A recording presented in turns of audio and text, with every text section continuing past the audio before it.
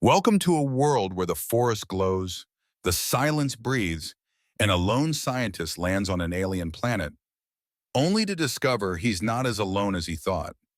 In this sci-fi romance filled with suspense, survival, and heart, we follow Noah, a quiet explorer, and Kaela, a fierce jungle guardian, as they go from strangers to something much more. But when the hunters arrive, armed with steel and flame, everything they've built is put to the test. Will trust, love, and instinct be enough? Stay with us until the end to witness a bond that defies worlds. Planted deep beneath the bioluminescent canopy. Chapter 1. Arrival. The drop pod descended through the hazy atmosphere of Viridia Prime with a low hum, its hull shimmering against the greenish-blue clouds. When it touched down, steam hissed from the hydraulic seams, releasing the pressure that had built during entry. A mechanical arm swung open the hatch, and Noah Carter stepped into the glowing alien wilderness.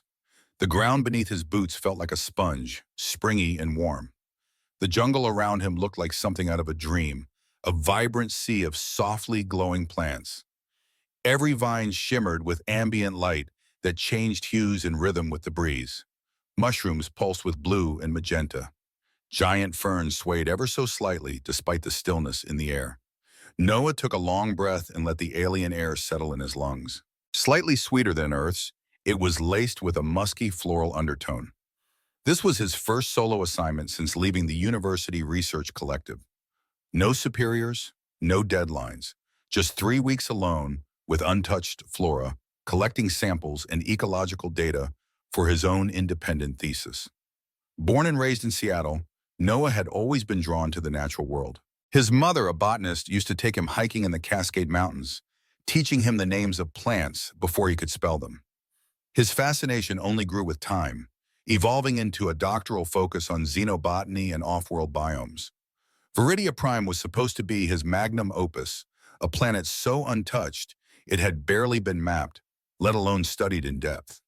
He wasn't here under the banner of a corporation or sponsored by a government agency. He had cashed out most of his savings, bought the drop pod, and secured an independent permit. It was risky, career suicide, some colleagues said, but Noah needed this.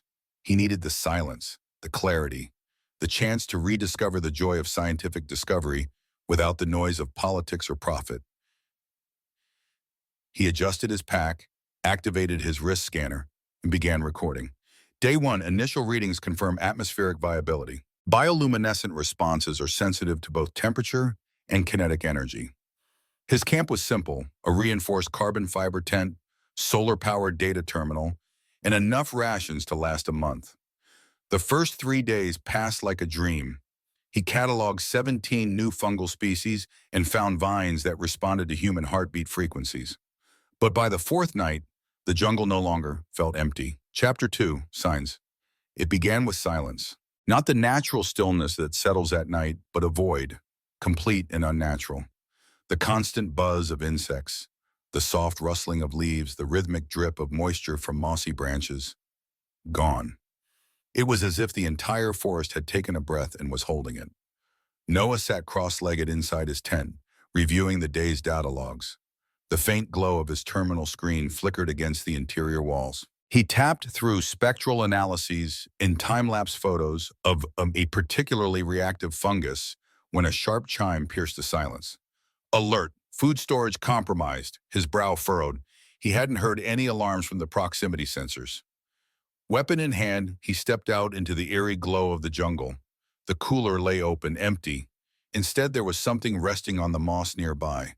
A chunk of meat, steaming, perfectly charred. He crouched beside it, scanner active. Organic. High protein content. Slightly gamey odor. Still warm. Nothing in the database matched it. It wasn't from any species he had cataloged. The forest remained silent. He turned slowly, eyes scanning the glowing undergrowth. No sign of life, no eyes watching. Just the impression, deep in his gut, that he was not alone. Back inside the tent, he secured the entrance and reviewed the motion sensor logs. Nothing. The next morning, he found his solar panels had been cleaned. Not just wiped down, but polished. Realigned at a perfect 38.5-degree angle for maximum energy absorption. Even he didn't always do that. On the fifth day, he followed a luminous bloom he hadn't seen before, a violet-pink blossom that pulsed like a heartbeat when he approached. He tracked it down a narrow ridge and crouched to document the way its glow shifted with movement. Then he felt it, warmth, right behind him. Not the ambient heat of the forest, not the sun, breath. His skin prickled, every muscle tensed. Slowly he turned. She was there, less than 10 feet away, towering, at least 7 feet tall.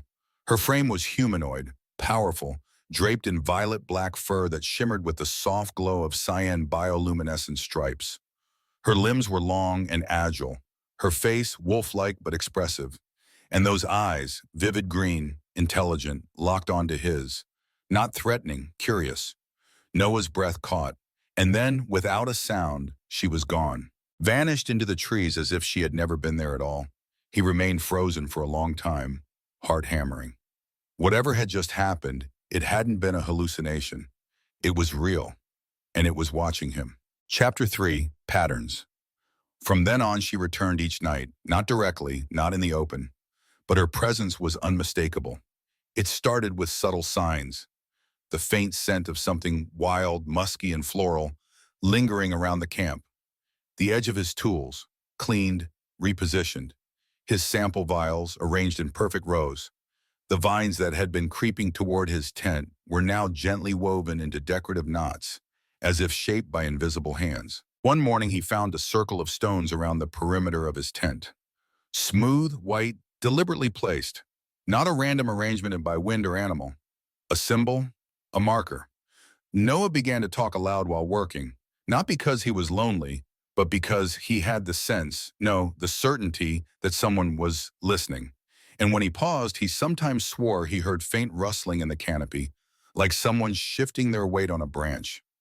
On the seventh night, he decided to test a theory. He left a protein bar, a real earth-made ration, on a mossy stump just outside the camp. Then he sat by the fire, waiting, pretending to be distracted by his datapad. Hours passed, crickets chirped, the jungle glowed in pulsing rhythm. Then without sound, the bar was gone. No motion alert, no heat signature. But in its place was something impossible. A small wooden carving, rough, hand-carved, and clearly meant to resemble him. Beard, glasses, the slope of his nose. Even his utility belt was etched in, albeit crudely. He didn't know what stunned him more, that someone had carved this, or that they had studied him closely enough to get the likeness right. That night, sleep came slowly, and just as he drifted off, he thought he heard a soft thump atop the tent, like someone had landed there. Just once, just briefly. The following day, he hiked out farther, trying to trace the direction she might be coming from. He found footprints, not boots, but something like large paws, digitigrade but upright, and beside them a trail of shredded bark on the trunks of several trees, claw marks angled in deliberate slashes. Not signs of aggression, signs of territory. It wasn't until the ninth night that he saw her again. He was outside his tent, brushing his teeth with a water filtration straw, when the forest stilled. Noah froze. He didn't turn this time. He didn't want to scare her away. Slowly, deliberately, he set the straw down, stood up, and waited. A shadow moved through the trees just at the edge of his vision, a blur of violet against bioluminescent green. Then she stepped into the clearing, not charging, not looming, just standing. She was taller than he remembered. Her chest rose and fell with slow, even breaths. Her fur shimmered faintly in the moonlight, and her bioluminescent stripes shifted color, turquoise to indigo, as she approached. She sniffed the air, tilted her head. He raised his hands, showing he held nothing. "I see you, Tita," he said, voice soft. Her ears flicked. She took another step forward, her clawed feet silent on the moss. Then, with a blur of motion that took his breath away, she disappeared again, leaping into the treetops with a grace no human could replicate. But this time she'd come closer. And this time he saw the faintest hint of a smile before she vanished. Chapter 4. Contact. The 10th night came with a different kind of silence. Thicker, more deliberate. The usual pulse of the jungle's light slowed, dimmed like the forest itself was watching, holding its breath. Noah sat by his campfire, the flames casting shadows across the glowing moss. He had sharpened a utility blade earlier, more out of nervous energy than necessity. It now rested beside him, untouched. He felt her before he saw her, a shift in the air, a hush in the canopy, the sound of the jungle respectfully retreating. Then, no footsteps, no warning, she dropped into the clearing. Noah didn't flinch. He looked up calmly, heart pounding but hand steady. She stood tall at the edge of the firelight. Up close, her presence was overwhelming. Dense fur covered her in deep violet black, but her stripes shimmered like rivers of light across her shoulders, down her sides, curving along her thighs. Muscles rippled beneath her skin with every breath. Her claws flexed, then relaxed. Her emerald eyes locked with his. Sharp, curious, expectant. He stood slowly. "You've been watching me, Saucy," he said quietly. She tilted her head again, eyes narrowing slightly. Then with a sudden burst of motion, she lunged. Before he could move, he was on the ground, flat on his back, pinned beneath her. Her weight was solid, but not crushing. One clawed hand rested on his chest, the other braced beside his head. Her eyes bored down into his, and then she licked his face, a long, deliberate, wolfish swipe of her tongue from jaw to cheek. Noah blinked. "What the hell?"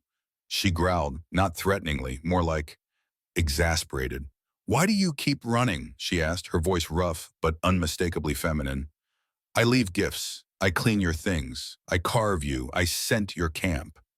He stared up at her. You're flirting?" She huffed, clearly offended. "Of course. I court you. Isn't that what you want?" Noah swallowed. "I thought you were going to kill me. If I wanted you dead, you would be bones," she said flatly.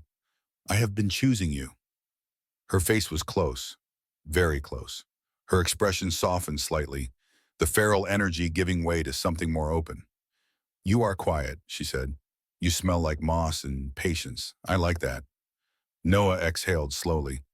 "Well, we might have had a bit of a cultural misunderstanding." She blinked at him, then leaned back, allowing him to sit up. Her hands still rested on his shoulder, her clawed fingers gentle. "I am Kaela," she said. He nodded. "Noah." They sat like that in the glowing firelight, two beings from entirely different worlds, finally speaking the same language, the language of intention. Chapter 5, Learning of the Language. They didn't speak for a while. Kaela sat cross-legged on the moss across from him, just outside the edge of the firelight. Her luminous stripes pulsed in slow rhythm, like breathing made visible. She watched him with sharp, curious eyes, as if expecting him to misinterpret everything she had just said, or worse, run.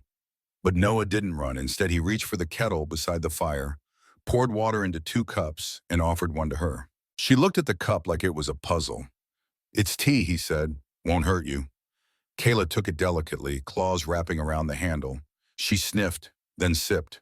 Her ears perked. "Hot," she murmured. "Yeah," Noah said with a soft smile. "Takes some getting used to." They drank in silence for a few minutes. Around them, the jungle resumed its gentle rhythm, the trees glowing brighter now, almost as if the forest itself were relaxing alongside them. "You're not what I expected," Noah said eventually. Kayla's ears flicked. "What did you expect?" He hesitated. "I don't know. Something feral, dangerous. You're composed, thoughtful, and you talk like you've studied humans." "I have," she said simply. "From the shadows. Your kind leaves traces, machines, noise, but also stories. You talk too much. I listened." He chuckled. "That sounds about right." Kaela set the cup down. "My kind used to live here freely. This forest knew our steps, our breath, then came ships and fire and cages." Her voice didn't change pitch, but something in the air did. Denser, sadder. "They called us biological anomalies. Took us in steel nets, measured, prodded. Some never came back." Noah's heart clenched. "I'm so sorry." Kaela looked at him, eyes narrowing slightly. "Are you one of them?" He shook his head. "No, I came here alone, self-funded. I'm just here to study the ecosystem, map the rhythms, understand." She leaned closer, sniffing him again. "You don't smell like lies." "I try not to tell them, too hard to keep track of." She huffed a short laugh, more breath than voice. "Good. For the next hour they talked, clumsily at first. He asked about her markings, bioluminescent patterns used for identification and mood. She asked why he brought so many tiny metal tools. He tried to explain spectroscopy. She blinked, unimpressed. Still, there was progress. Kaela stood eventually, stretching. It's late. I'll hunt. Noah looked up. Will you come back? Her smile was sharp and strange, but not unkind. If I didn't want to, you wouldn't have seen me tonight. She turned and leapt into the canopy, vanishing in a single graceful bound. Leaves rustled briefly, then stilled. Noah sat alone, but he didn't feel alone. He felt watched. He felt chosen. And for the first time since landing on Viridia Prime, he felt like maybe, just maybe, he belonged. Chapter 6, Intrusion. It started as a low thrum, barely audible, a subtle vibration that traveled through the moss underfoot. Noah was inspecting a cluster of bioluminescent fungi when he felt it, like the forest had suddenly tensed. He stood slowly, adjusting the scanner on his wrist. Ambient readings were fluctuating. Electromagnetic interference, localized. Not natural. Then came the sound, a distant hum, mechanical and rhythmic. He turned toward the ridge near his camp, climbed a few feet to gain elevation, and peered through the thick canopy. Above the trees cutting across the horizon, he saw them. 3 sleek black drones sweeping in formation. Not the harmless mapping kind. These were armed. Corporate make. Noah's breath caught in his throat. He tapped his comm device, still locked in passive mode. No signals had been sent from his camp. No transmissions. So how? Leaves rustled behind him. Kaela landed soundlessly beside him, her expression grim. They're here, she growled. He nodded, still watching the skyline. You think they're after you? I know they are. Her voice was low. They smell like metal, synthetic grease, chemicals that burn. I remember that stench. He looked at her, uneasy. How did they find us? Kayla's eyes narrowed. I've left too much of a trail. My scent, my markings, they tracked me. The drones passed overhead again, this time lower. The hum grew louder, closer, and then dipped toward the basin below. We need to move, she said sharply. They packed in silence. Noah grabbed only the essentials. His scanner, journal, nutrient packs, emergency comms, still disabled. Kaela led them away from the camp at a fast pace, weaving through tree roots and down narrow ravines with practiced speed. As they ran, Noah asked, what will they do if they find you? Her jaw tensed. Capture, dissect, record, discard. And me? She looked at him for a long moment. If they think you've bonded with me, you'll disappear too. They reached a deep ravine where Kaela paused, sniffed the air, then pointed toward a narrow opening behind a curtain of vines. There, old tunnel, safe for now. Inside, the world went still. The cave walls were lined with glowing fungus, casting pale light over stone, worn smooth by centuries of water. Kaela crouched near the entrance, listening, every muscle coiled like a spring. Noah leaned against the stone, catching his breath. I didn't expect this to turn into a survival scenario. Kaela glanced back. It always was. You just didn't see it. She moved closer, her presence grounding him. You stayed, she said, voice quieter now. Even after I revealed myself, you stayed. That means something. Noah met her gaze. I'm not leaving. Outside, the jungle vibrated with the approach of steel and flame. But inside the cave, lit only by memory and bioluminescence, a different kind of fire took root. Something worth protecting, someone worth running with, someone worth fighting for. Chapter 7, Partnership. They waited in the silence of the cave until the mechanical hum passed beyond hearing.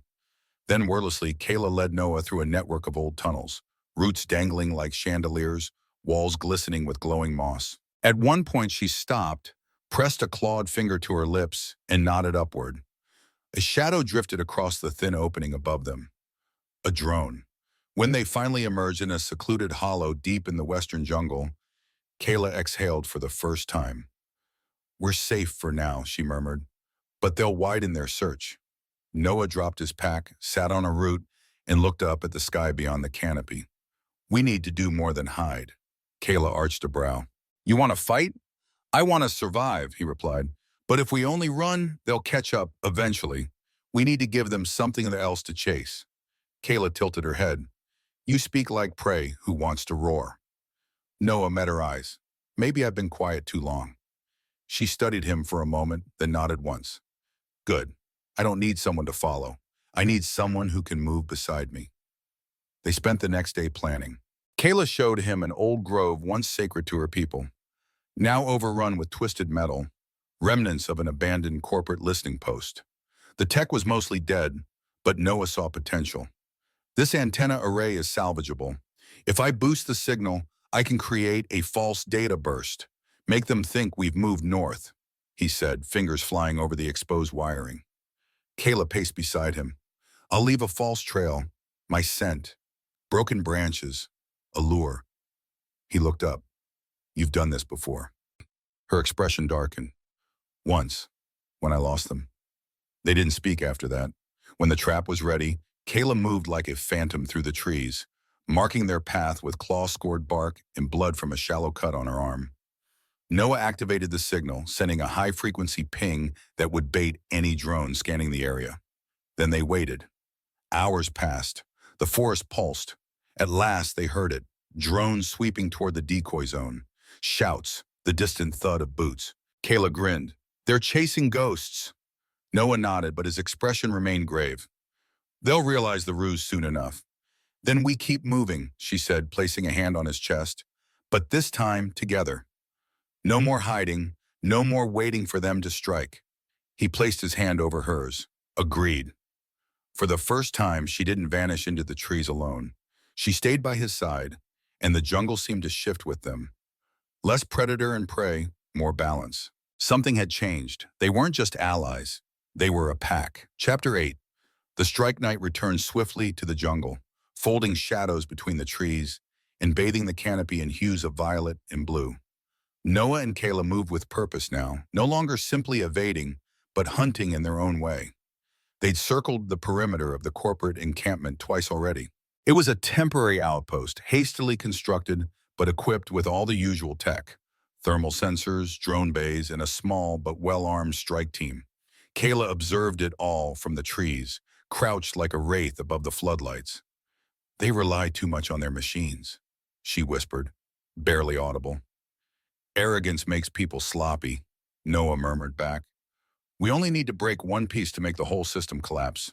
Kaela nodded toward a squat metal tower at the center of the encampment. That relay post. It controls their comms. If it falls, the drones lose coordination. Noah's fingers itched with nervous energy. I can plant an EMP charge. Crude, but effective. We'll need a diversion. Kaela's fanged grin glinted in the moonlight. I roar. You run. They chase. I flank. His smile was tight. You really enjoy this, don't you? I enjoy taking back what was stolen. They separated at the edge of the clearing. Noah crept toward the relay tower's base, weaving between supply crates and low shrubs. The EMP charge was a small black capsule, barely the size of his thumb.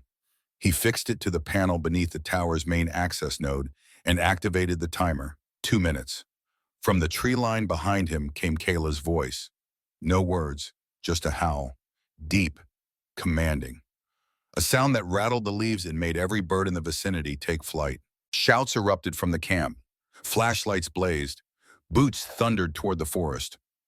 Noah dashed back into the underbrush, ducking beneath a fallen log and waiting. The explosion was beautiful. A ripple of blue-white light tore through the night. The relay tower sparked and sizzled. Drone feeds blinked to static. Confused yelling followed. Kaela dropped into the chaos like lightning.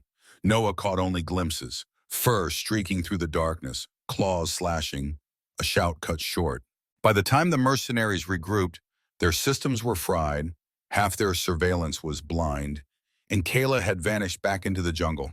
They rendezvoused at a high ridge an hour later. Kaela's fur was streaked with ash, but she wasn't injured. Her eyes glowed bright with triumph. We hurt them, she said. They'll think twice now. Noah leaned against a tree, adrenaline still coursing through his veins. They'll retaliate. Yes, she agreed. But now we choose where the next fight happens. He looked at her, something new simmering in his chest. Not just survival, not just alliance. trust, purpose. You were right, he said. We're not running anymore. She stepped close, so close her breath warmed his skin. No, now they run from us. And for the first time since their meeting, Noah believed it. Not because Kaela was powerful, though she was, or because he was fearless, though he was learning to be, but because together they were becoming something neither had been alone.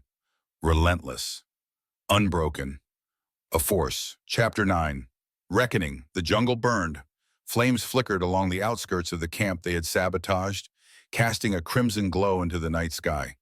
The fire wasn't theirs, but the consequence of panic. The mercenaries had fired blindly after the EMP went off. One of their own power units had shorted, igniting crates of volatile equipment. Kaela and Noah watched from high above on a vine-wrapped cliff. They're unraveling, Noah said quietly. They'll call for backup, Kaela replied. Bigger ships, heavier guns. Noah nodded, already thinking ahead. We won't be able to disappear again. Not like before. Kayla's eyes were fixed on the smoke. Then we make sure they don't come back. For 2 days they moved through the jungle like ghosts, setting traps, spreading misinformation, damaging signal relays. Kaela led them to a long, forgotten gorge, one her people had once used as a sacred path during their migrations. The walls were lined with vines that confused heat sensors and swallowed sound. This place is old, she said. The forest favors those who defend it. Noah left behind motion-activated decoys tuned to mimic their thermal signatures. Kaela, in turn, left them in broad loops, leaving misleading scent trails that sent search teams in circles. But on the third night, they found something that changed everything. A prisoner. Tethered beneath a sensor dish, half-conscious and barely clothed, was a creature like Kaela, but younger, thinner, malnourished. Her fur was dulled, her stripes faded. Kaela froze. That's Lyra, my cousin. Noah stepped forward, instinctively checking for patrols. They kept her alive? Kaela didn't answer. She was already moving. They took out the 2 guards in silence. Noah disabled the monitoring system while Kaela cut Lyra free. The girl stirred, eyes fluttering open. Her voice was hoarse. Kaela, I thought you were gone. Kaela held her close. Not gone, hiding, fighting. They carried Lyra into the gorge, intended to her wounds. As she slept, Kaela sat beside the fire, unmoving, her claws twitching. They said she was gone, she whispered. All this time, they had her. Noah placed a hand on her shoulder. Then we make sure no one else is taken. Chapter 10, The Beginning. At dawn, Kaela stood at the cliff's edge, wind tugging at her fur. She held a stone in her hand, smooth, dark, with the sigil of her tribe carved deep into its surface. I will place this here, she said. This grove, this land, claimed, watched. She looked back at Noah. But not just for me, for us. He stepped beside her, his hand brushing hers. I'm with you. She pressed the stone into the earth, sealing it in a circle of vines. The grove pulsed, almost imperceptibly, but enough that Noah felt it in his chest. A response. An acknowledgement. They spent the next week reinforcing the gorge, fortifying its paths, training Lyra, building shelter. Noah reprogrammed a salvage drone into a passive surveillance node. Kaela taught him to move without a sound, to read the language of crushed leaves and disturbed pollen. Every night they slept side by side beneath the canopy. On the 8th day, Noah looked up from a hand-carved map and said, This isn't just survival anymore, is it? Kaela met his eyes. It's home. He reached into his pack and pulled out the small wooden carving she had left for him long ago, the one shaped like him. I've kept this, he said. It was the first time I realized someone saw me here. Kaela moved closer, her hand finding his. And now? He smiled. Now I see you too. She leaned in, not with the wild urgency of their first encounter, but with certainty, like a promise written in breath and silence. Their foreheads touched. A heartbeat passed. Then, together they turned toward the forest, no longer prey, no longer alone. And behind them the jungle bloomed. And so, in the glowing heart of Viridia Prime, 2 souls chose not just to survive, but to belong. What began as curiosity became trust. What was once fear turned into fire. And in the ruins of the broken world, they claimed a future, together. If this story stirred something in you, hit like, subscribe, and share it with someone who believes love can bloom anywhere, even in the wildest places. Tell us in the comments, what would you do if someone carved a statue of you in the middle of a glowing alien jungle? Until next time, stay wild, stay wondering, and listen closely. You never know who's watching from the trees.